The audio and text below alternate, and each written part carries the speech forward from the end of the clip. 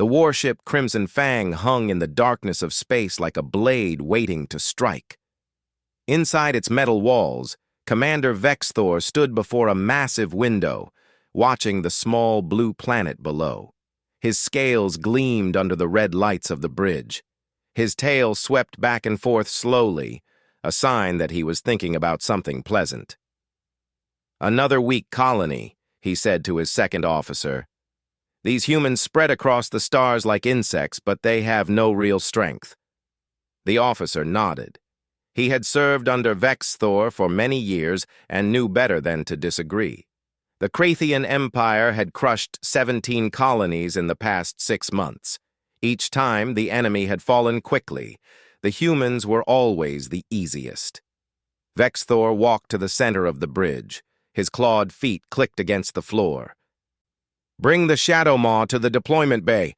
I want it ready within the hour." Several officers turned to look at him. Even among the Krathians, who feared very little, the Shadow Maw made them nervous. It was a creature from Vrachus Prime, a world where everything wanted to kill everything else. The beast stood 12 feet tall with claws that could tear through battle armor like paper. Its hide was thick and dark, covered in overlapping plates that could stop most weapons. Its eyes glowed yellow in the dark, and it could smell fear from miles away.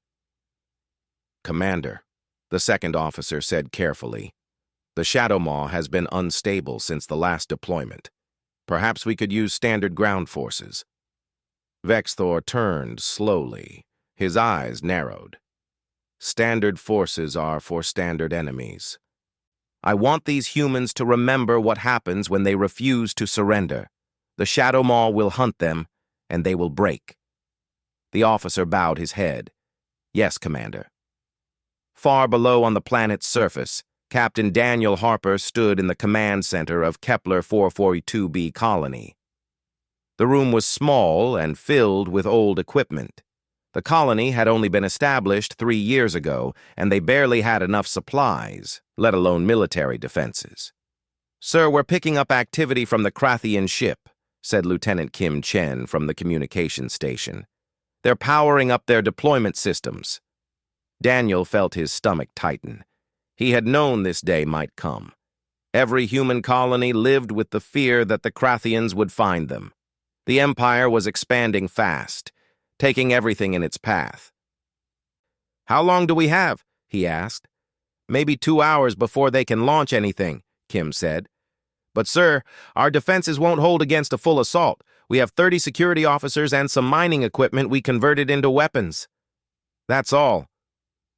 Daniel walked to the main display. It showed a map of the colony. 2,000 people lived here, scattered across a dozen buildings. Most were farmers and scientists. Many had children. They came here to build a new life, not to fight a war.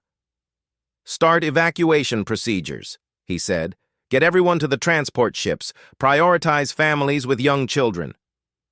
"That will take at least 4 hours," Kim said.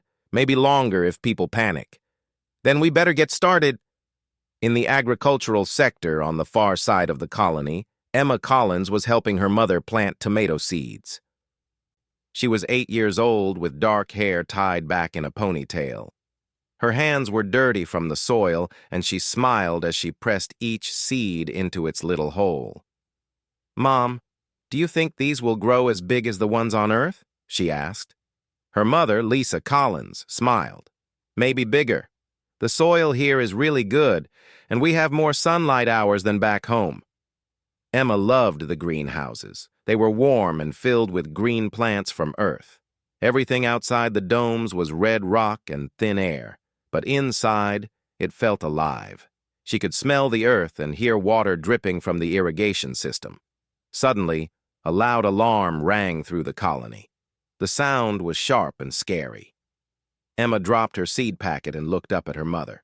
"What is that?" she asked. Lisa's face went pale. She grabbed Emma's hand. "We need to go. Now." They ran out of the greenhouse and into the main corridor.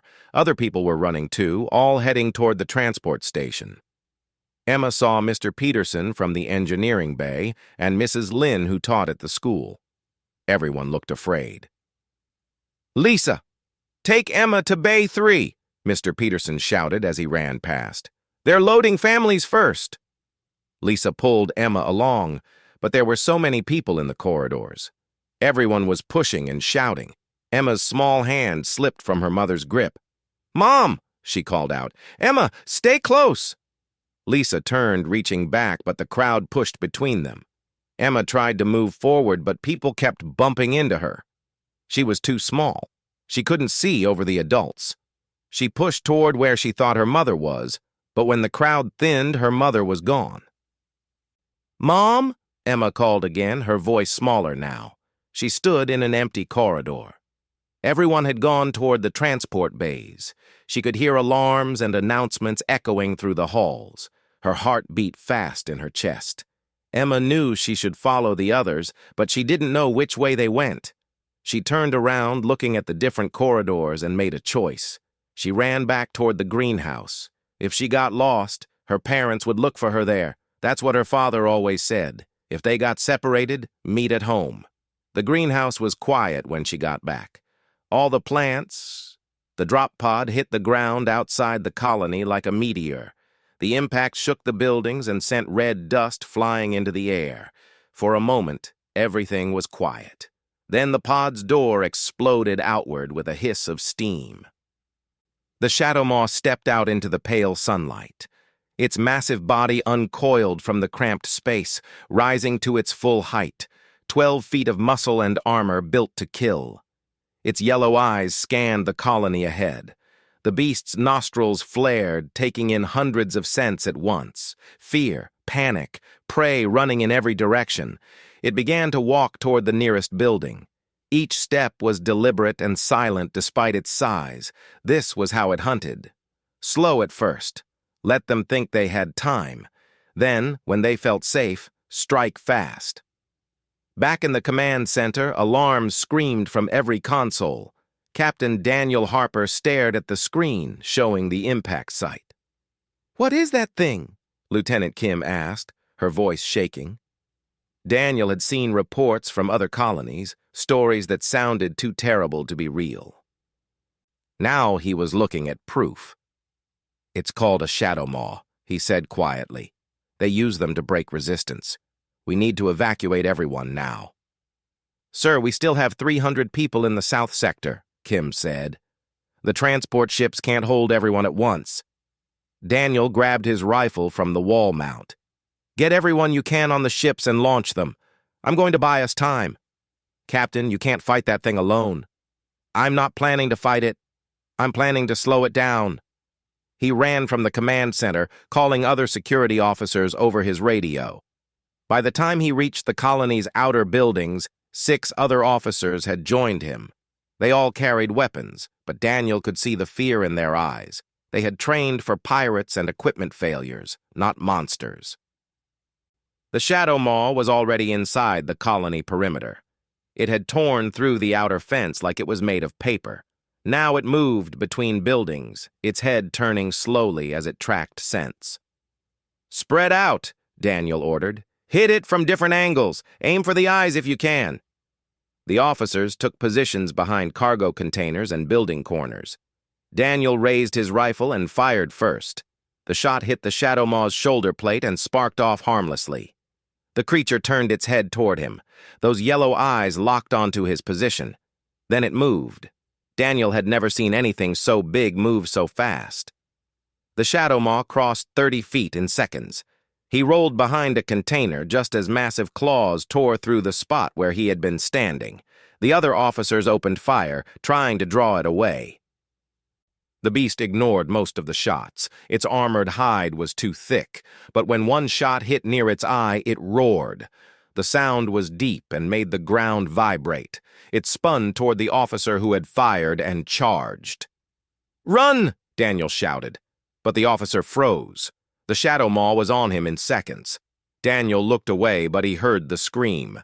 When he looked back, the officer was gone, and the Shadow Maw was already moving toward the next target. They couldn't stop it. They couldn't even slow it down. "Fall back!" Daniel yelled. "Everyone to the transport bays, go!" The officers ran.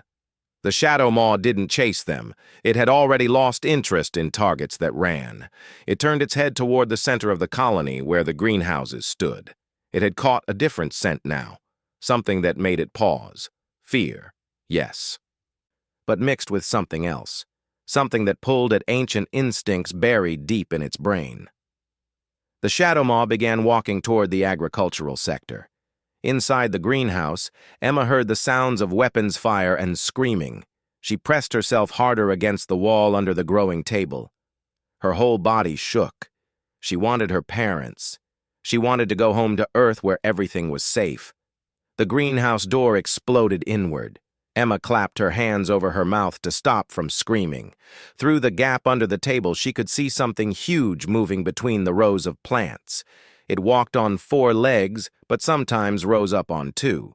Each step crushed plants and sent pots crashing to the floor. The Shadow Maw moved slowly through the greenhouse, its head low, sniffing.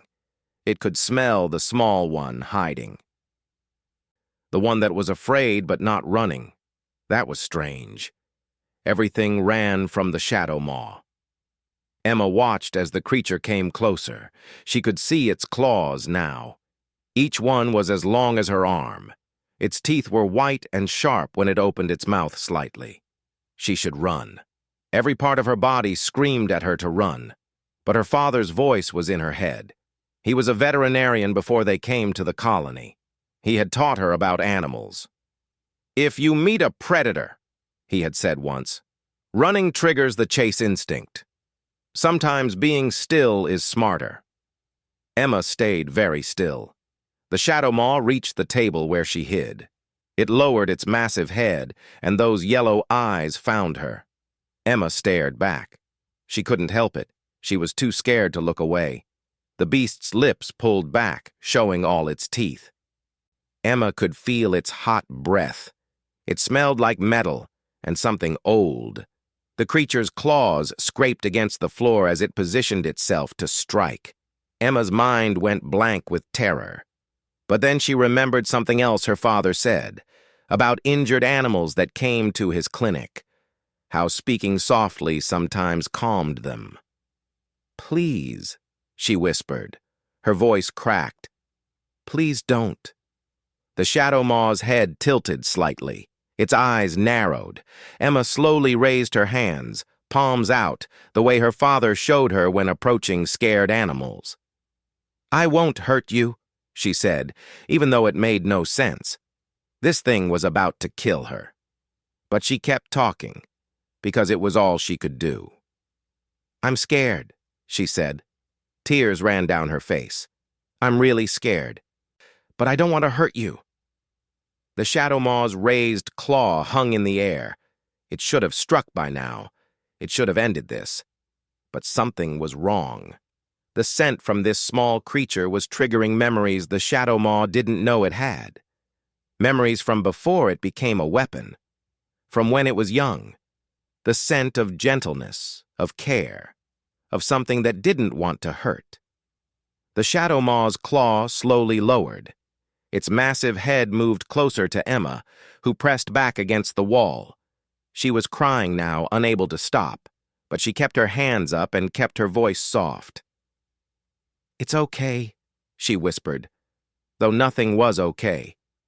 "It's okay." The Shadow Maw's breathing changed. Its body language shifted, and then, impossibly, it lowered its head even further. Its nose almost touched the ground. Its front legs bent. It was bowing.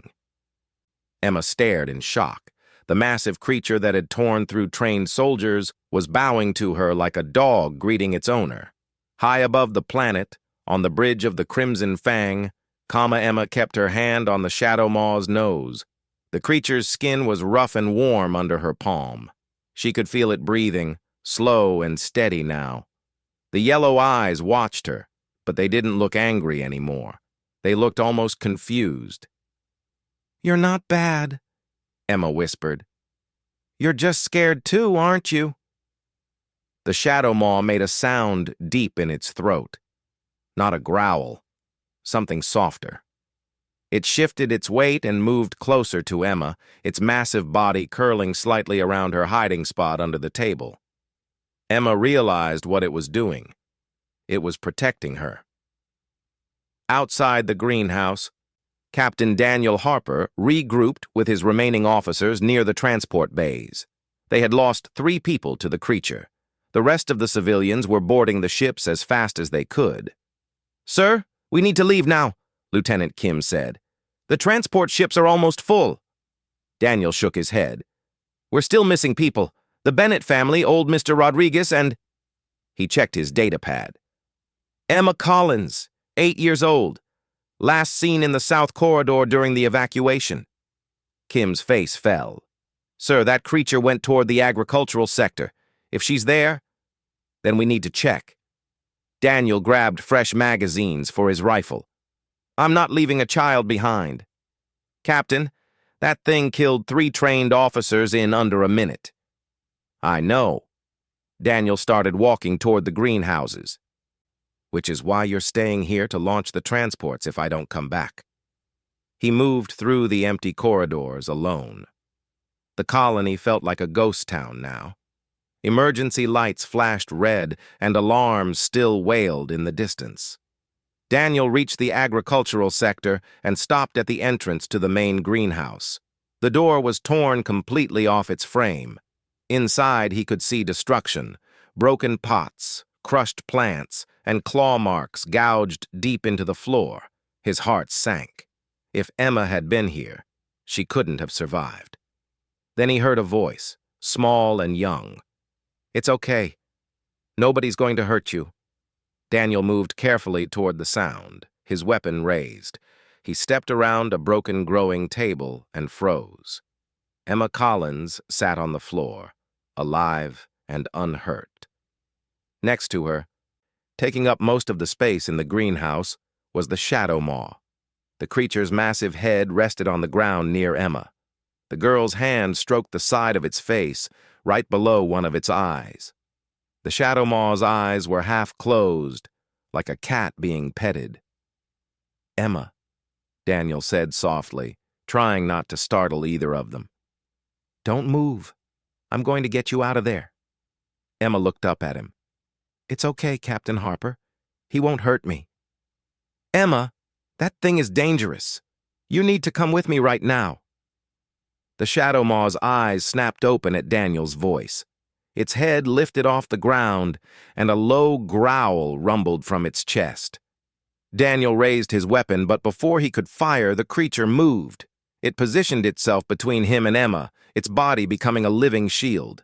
"No!" Emma stood up, putting her hand on the Shadow Maw's side. "He's trying to help. He's a good person." The Shadow Maw's growl continued, but it didn't attack. It watched Daniel with those yellow eyes, ready to strike if he moved wrong. Daniel slowly lowered his weapon. His hands shook. "Emma, I need you to listen very carefully. That creature was sent here to kill us. It's not a pet. It's a weapon." "Then why did it bow to me?" Emma asked. "Why is it protecting me instead of hurting me?" Daniel had no answer for that. He had seen the drone footage from other colonies. The Shadow Maw always killed. It never stopped.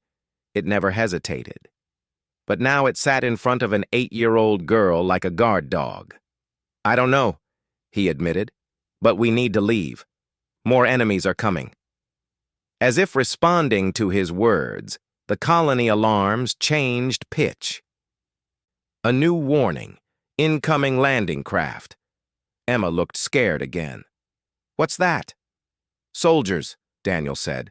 "The ones who sent this creature. Emma, please. We have to go now." Emma looked up at the Shadow Maw. The creature looked back at her. Some kind of understanding passed between them. Emma nodded and started to step away from the beast. Immediately, the Shadow Maw moved with her. It stayed between her and Daniel, matching her pace. "He's coming with me," Emma said simply. "Emma, that's impossible. It won't fit on the transport ship." "Then I'm not going." Daniel wanted to argue, but there was no time. He could hear explosions in the distance. The enemy was landing at the colony's north entrance. "Fine," he said. "But if that thing attacks anyone, I'm shooting it.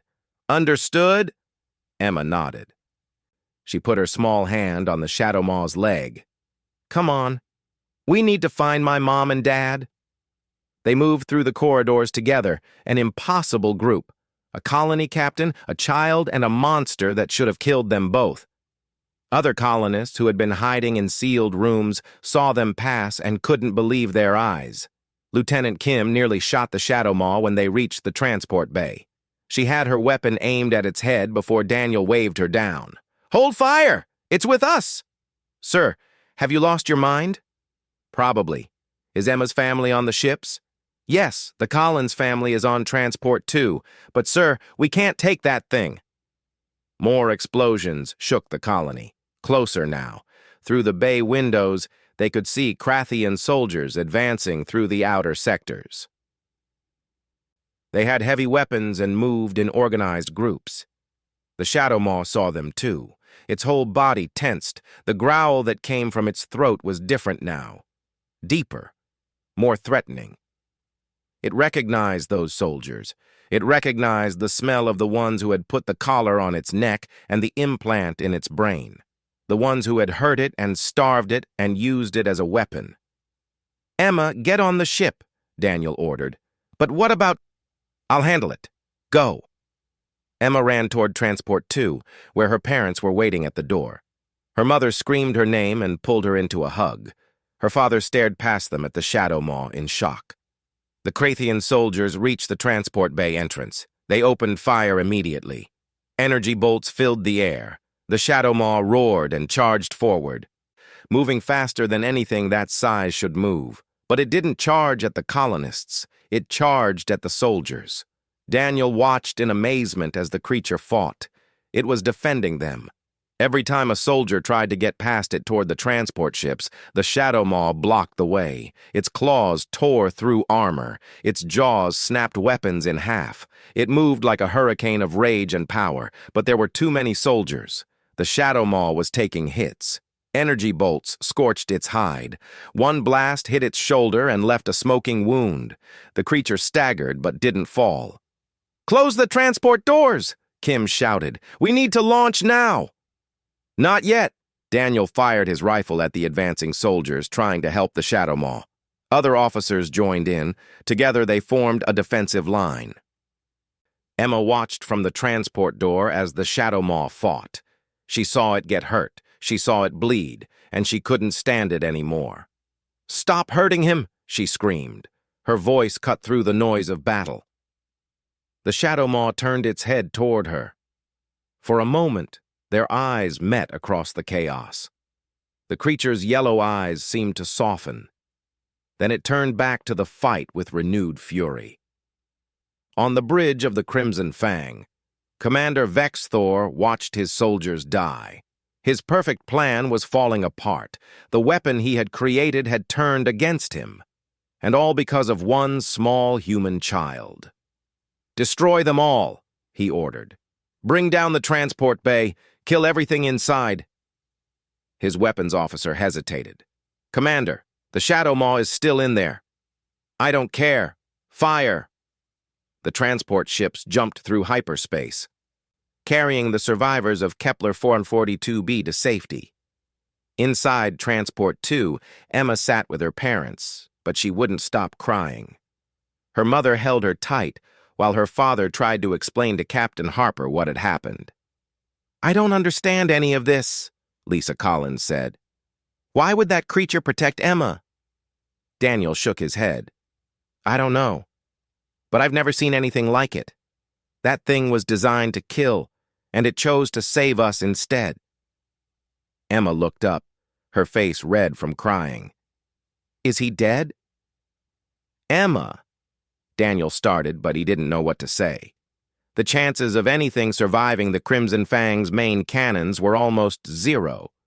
On the bridge of the Crimson Fang, Commander Vexthor stared at the view screen in rage. The transport bay was destroyed, reduced to twisted metal and flames. The human ships had escaped during the attack, and the Shadow Maw was gone. "Find the bodies," he ordered. "I want proof that creature is dead." His science officer, a thin Krathian named Kelvik, worked at his station. "Commander, the sensor readings are unusual. Before the attack, I detected strange brain activity from the Shadow Maw." "I don't care about its brain activity. It failed." "But Commander, this is important. The creature's neural patterns changed when it encountered the human child. I've never seen anything like it." Kelvik brought up data on the main screen. "Look at this. The Shadow Maw's aggression centers shut down completely, but its protective instincts, the ones we thought we had removed, suddenly activated." Vexthor moved closer to the screen. "What are you saying?" "I'm saying the humans did something to it. Something that triggered a response we didn't know was possible." Kelvik pulled up more data. Chemical analysis, brain scans, genetic markers. "I've been reviewing our records on Shadow Maws. We've used them as weapons for over 200 years. But before that, they were different." "Different how?" "They weren't always apex predators, Commander. Vrachus Prime, their home world, had a complex ecosystem. The Shadow Maws were part of a symbiotic relationship with another species." Kelvik displayed images of Vrachus Prime from ancient archives. These creatures were called the Gentle Ones. They were small, peaceful beings that lived alongside the Shadow Maws. The Gentle Ones would care for Shadow Maw young, feed them, keep them safe. In return, the adult Shadow Maws protected the Gentle Ones from other predators. Vexthor stared at the images. The Gentle Ones looked nothing like humans. They had fur and tails and walked on 4 legs. "What happened to them?" "Vrachus Prime's ecosystem collapsed 300 years ago. A plague killed most life on the planet. The Gentle Ones went extinct. The Shadow Maws survived, but they were alone for the first time in their evolutionary history. When our Empire found them, they were already turning savage from isolation." "This is all history," Vexthor snapped. "What does it have to do with the humans?" Kelvik pulled up a new analysis. "I compared the chemical signatures that humans naturally produce with those of the Gentle Ones. Commander, they're remarkably similar. Not identical, but close enough that the Shadow Maw's genetic memory might have recognized it." "You're telling me that creature thought a human child was one of these extinct beings?" "Not exactly thought, Commander. It's deeper than that. It's instinct. Millions of years of evolution telling the Shadow Maw that this small creature was important, was worth protecting. The neural implant we put in its brain tried to override these instincts, but they were too strong." Vexithor walked back to his command chair slowly. "Can this happen with other Shadow Maws?" "Potentially, yes. If they're exposed to humans, especially young humans, it might trigger the same response. The child's fear mixed with her gentle behavior created the perfect conditions. She didn't run. She didn't attack. She showed care, even when terrified. That's exactly what the Gentle Ones would have done. Then we have a problem." Vexthor sat down heavily. "How many Shadow Maws are in active service across the Empire?" 47, Commander. "And if the humans learn about this weakness?"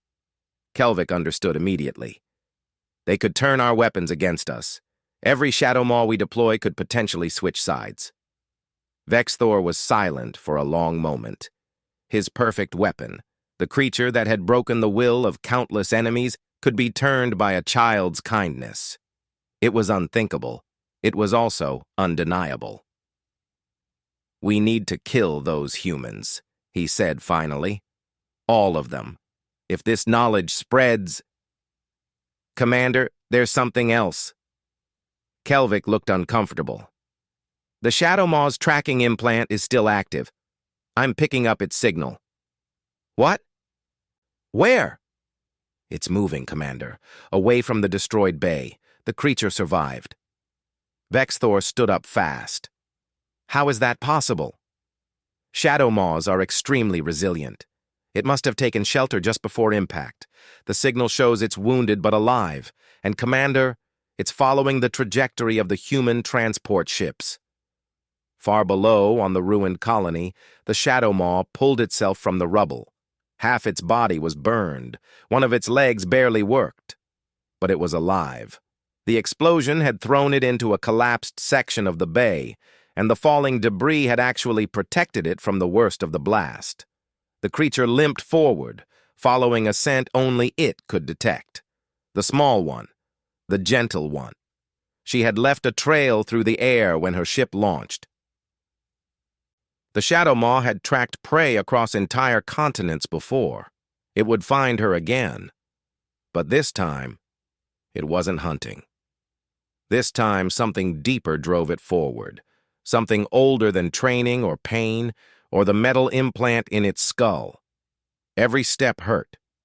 Every breath was agony. But the Shadow Maw kept moving. It reached the colony's damaged communications array and began climbing. The structure groaned under its weight, but held. At the top, the creature found what it needed, an old cargo hauler, damaged but still functional. It was small for the Shadow Maw, but it climbed inside anyway. The ship's systems were simple. The Shadow Maw's claws, surprisingly delicate when needed, activated the launch sequence. The hauler lifted off slowly, straining under the weight. It turned toward the star field where the human ships had jumped. On the Crimson Fang, alarms sounded. "Commander, the Shadow Maw just stole a cargo ship," Kelvik reported in disbelief. "It can fly a ship?" "Apparently. The creature has been watching us for years. It learned. Commander, it's jumping to hyperspace, following the humans." Vexthor slammed his fist on the armrest. "Set pursuit course." The human transport fleet dropped out of hyperspace near Station Haven, a large military outpost on the edge of human territory. Captain Daniel Harper immediately contacted the station commander, Admiral Patricia Grant, and explained what had happened at Kepler 442b. "You're telling me a Krathian war beast protected your people?" Admiral Grant asked over the video link. Her gray hair was pulled back tight, and her eyes showed years of military experience. "Yes, Admiral. Specifically, it bonded with an 8-year-old girl named Emma Collins. I saw it with my own eyes. The creature chose to defend us instead of attacking. That's impossible. Shadow Maws are weapons. They don't make choices." "I thought so, too. But, Admiral, I think we need to understand what happened. This could change everything about how we deal with the Krathian Empire." Admiral Grant was quiet for a moment. "Bring your ships to the station. I want to debrief everyone who witnessed this. And, Captain, keep that girl close. If what you're saying is true, she might be the key to something important." The transport ships docked at Station Haven. Emma and her family were taken to comfortable quarters, but Emma couldn't settle down. She stood at the window, looking out at the stars. "Emma, come eat something," her mother said gently. "I'm not hungry." "Sweetheart, you need to rest. You've been through something terrible." Emma turned to face her parents. "He's still out there, Mom. I know he is." Her father knelt down beside her. "Emma, that creature, the Shadow Maw, it probably didn't survive. The explosion was huge." "No," Emma's voice was firm. "He's alive. I can feel it." Her parents exchanged worried looks. The station's doctor had checked Emma and said she was physically fine, but they worried about her mental state. How could an 8-year-old process everything that had happened? In the station's command center, alarms suddenly blared. A sensor officer called out, "Admiral, we have incoming ships, one small cargo hauler and one Krathian warship." "Battle stations," Admiral Grant ordered. "How long until they arrive?" "The cargo hauler will reach us in 5 minutes. The warship is 10 minutes behind it." "Can you identify the cargo hauler?" "Yes, Admiral. It's from the Kepler 442b colony. The registry matches one of their civilian cargo ships." Daniel, who was in the command center giving his report, stepped forward. "Admiral, that might be survivors we missed during the evacuation." "Then why is a Krathian warship chasing it?" The cargo hauler dropped out of hyperspace near the station. It was barely holding together. Burns covered its hull, and it flew with an unsteady pattern. The station's scanners analyzed it. "Admiral," the sensor officer said slowly, "there's only one life form on that ship, and it's massive. The size matches Krathian reports of a shadow maw." Daniel's heart started racing. "It followed us." "What?" "The shadow maw. It's following Emma." Admiral Grant stared at him. "You said it couldn't fit on the transport." "It couldn't, so it stole a ship and flew it here itself." The cargo hauler approached the station slowly. It made no aggressive moves. It simply drifted closer, like it was asking permission to dock. "Do we let it dock?" the weapons officer asked. Before Admiral Grant could answer, a young voice came over the station's communication system. "Please let him land. He won't hurt anyone. I promise." "Who is this?" Admiral Grant demanded. "Emma Collins, ma'am. He came here for me. Please don't hurt him." The girl had somehow accessed the station's communication panel from her quarters. Security officers were probably already on their way to stop her, but Emma's voice continued. "He's hurt really bad. He needs help. Please." Admiral Grant looked at Daniel. "Captain, this is your call. You've seen this creature. Is the girl right? Can we trust it?" Daniel thought about everything he had witnessed. The shadow maw, defending them. Its willingness to die protecting Emma. The way it had looked at her with something almost like devotion. "Yes," he said finally. "I think we can." "Guide that cargo hauler to Bay 7, Admiral Grant ordered. "But have every weapon we have aimed at that bay. If that thing attacks, we take it down immediately." The cargo hauler limped into Bay 7. When the bay doors sealed and atmosphere was restored, security teams surrounded the ship with heavy weapons. Admiral Grant, Daniel, and a medical team waited at a safe distance. Emma ran into the bay before anyone could stop her. Her parents chased after her, but she was fast. "Emma, no!" her father shouted. The cargo hauler's door opened slowly. The shadow maw emerged, and everyone gasped. The creature looked terrible. Its hide was burned and bleeding. One of its legs dragged uselessly. Several teeth were broken. But its yellow eyes immediately found Emma. The girl ran toward it without fear. Security officers raised their weapons, but Daniel waved them down. "Hold your fire!" Emma reached the shadow maw and threw her small arms around its massive leg, the only part she could reach. The creature lowered its head and made a soft sound, almost like a whimper. It was in pain, but seeing Emma seemed to calm it. "You came back," Emma said, crying. "I knew you would." The medical team approached carefully. They were used to treating humans, not alien war beasts. But they did what they could. The shadow maw allowed them to work, never moving from Emma's side. 10 minutes later, the Crimson Fang arrived at the edge of the station's range. Commander Vexthor appeared on the communication screen. "Human station, you are harboring stolen Krathian property. Return our shadow maw immediately or face destruction." Admiral Grant stepped forward. "This creature is not property. It made a choice to come here. We're protecting it under asylum laws." "Asylum for a beast?" Vexthor laughed. "You humans are even weaker than I thought. That creature is a weapon. It has no rights." "Maybe in your empire," Admiral Grant said coldly. "But in human space, we believe all intelligent beings have rights. And your shadow maw is clearly intelligent enough to pilot a ship across hyperspace." Vexthor's expression darkened. "If you don't return it, I will take it by force. You're welcome to try. But you're in our territory now, Commander. You attack this station, and you start a war with Earth and all her colonies." Vexthor hesitated. His mission was to kill the shadow maw and the humans who knew about its weakness.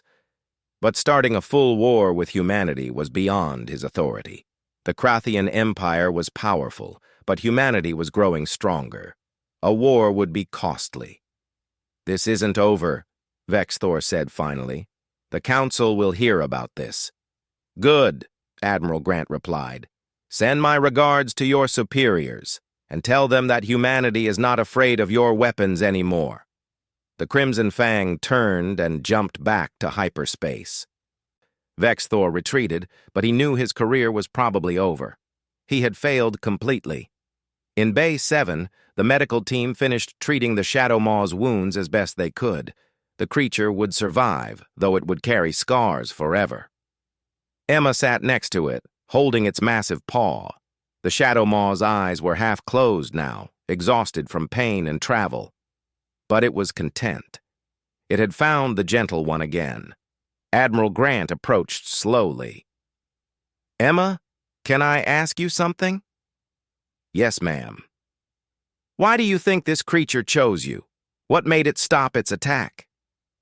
Emma thought about it for a moment. I think he was lonely. I think he forgot what it was like to have someone care about him. When I wasn't mean to him, even though I was scared, he remembered. Admiral Grant looked at the Shadow Maw. A weapon that had become a guardian, a monster that had chosen love over violence. Captain Harper, she said, send a message to Earth. Tell them what happened here. Tell them that humans have an ability the rest of the galaxy doesn't understand. We can reach the violent and turn them into protectors. We can find the good in things everyone else has given up on. Over the following weeks, news of Emma and the Shadow Maw spread across human space. Scientists came to study the creature and discovered what the Krathians had known. Humans produced chemicals that reminded countless species of their ancient companions and caretakers. It was why human beings could bond with almost any animal. It was why even the most aggressive creatures sometimes calmed in human presence. The Galactic Council, hearing about the incident, began investigating other cases. They found dozens of examples where human kindness had changed dangerous situations, where human compassion had succeeded where force had failed. The Krathian Empire, embarrassed by the revelation, quietly retired all their Shadow Maws from service. They couldn't risk more of their weapons switching sides. Emma and the Shadow Maw, whom she named Guardian, became symbols of humanity's unique gift. Other colonies requested their presence when dealing with dangerous wildlife or hostile situations. Guardian went willingly, always with Emma by his side. The girl who had been too scared to run had changed the galaxy's view of humanity, not as warriors or conquerors, but as healers, as friends to the lost and broken, as the species that could look at monsters and see the good still hiding inside. And every night, Guardian curled around Emma's bed in their home on Station Haven, protecting her as he slept. The hunt had ended long ago. The Gentle Ones had returned, and the Shadow Maw had finally found his purpose. He was no longer a weapon. He was a guardian. He was home. Want that creature destroyed before it reaches the humans. Sir, if we follow, we'll be entering human military space. That could start a larger war. I don't care. We can't let this weakness become known. Do it now. The Crimson Fang turned and jumped to hyperspace, chasing the stolen cargo hauler. Behind them, the Kepler 442b colony burned, another conquest that had gone terribly wrong. In Transport 2, Emma suddenly looked up. Her father noticed. What is it, sweetheart? I don't know, Emma said softly. I feel like he's still there. Still protecting me. Her father exchanged a worried look with her mother. The trauma of what Emma had been through would take time to heal. But they didn't understand. Emma wasn't imagining things. Somewhere behind them, injured and determined, the Shadow Maw followed. It had made a choice in that greenhouse. Not because of training or control, but because millions of years of evolution had finally found what it had lost. The Gentle Ones had returned, and the Shadow Maw would guard them until its last breath. The hunt had ended. The guardianship had begun. The weapons officer entered the command. High above the colony, the Crimson Fang's main cannons began to charge. They had enough power to turn the entire transport bay into dust. Daniel saw the readings on his data pad. The ship above was preparing to fire. They had maybe 30 seconds. "Launch the transports now!" he screamed. "Everyone get on board!" The transport ships fired their engines. The Shadow Maw, bleeding from a dozen wounds, backed toward Transport 2 where Emma stood. The girl reached out her hand. "Come on, please!" The creature looked at her. Then it looked at the closing transport doors. It was too big. It would never fit. But it could make sure she was safe. The Shadow Maw turned back to the soldiers and roared one final time. It charged forward, buying precious seconds. The transport doors sealed shut. The ships began to lift off. Emma pressed her face against the window, tears streaming down her face. The last thing she saw before the transport jumped to hyperspace was the Shadow Maw standing alone in the bay, facing impossible odds, still protecting them even as the sky above began to glow with incoming fire. Ender Vexthor watched the drone feed in disbelief. "What is it doing?" he demanded.